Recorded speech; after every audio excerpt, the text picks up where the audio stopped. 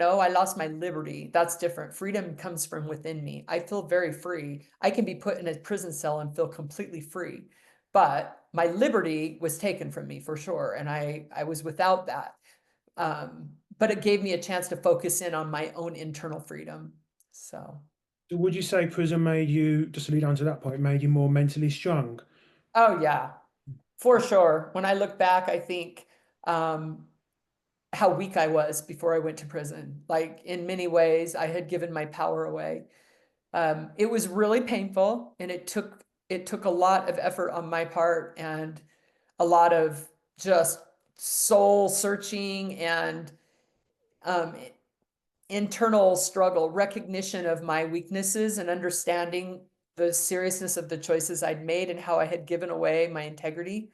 Um, so I fought hard because I did not want to come out of prison after 5 years with nothing to show for it. And I could see that, before I went to prison, financial accomplishments and worldly accomplishments were a big deal to me. Like I felt like I had failed as a young person and I was trying to prove myself in my 20s and 30s. And then prison comes and it's like an epic failure. And that's when I realized now I got to go deeper. Like what is real accomplishment is who you are on the inside, that internal freedom. And so I put a lot of effort into rebuilding my character and getting to a place where I felt really good about myself internally. So you did that work in prison. How would you describe your character before you went to prison? And then what did you specifically decide to work on? Yeah. Well, I was very weak before I went to prison. In many ways, I feel like and I was insensitive. Like I didn't really think about others. I was selfish. Even though I was a mother, I was like powering my way through these real estate deals, my drug use. Um, and I think that I was weak with my character with integrity. Like I wasn't,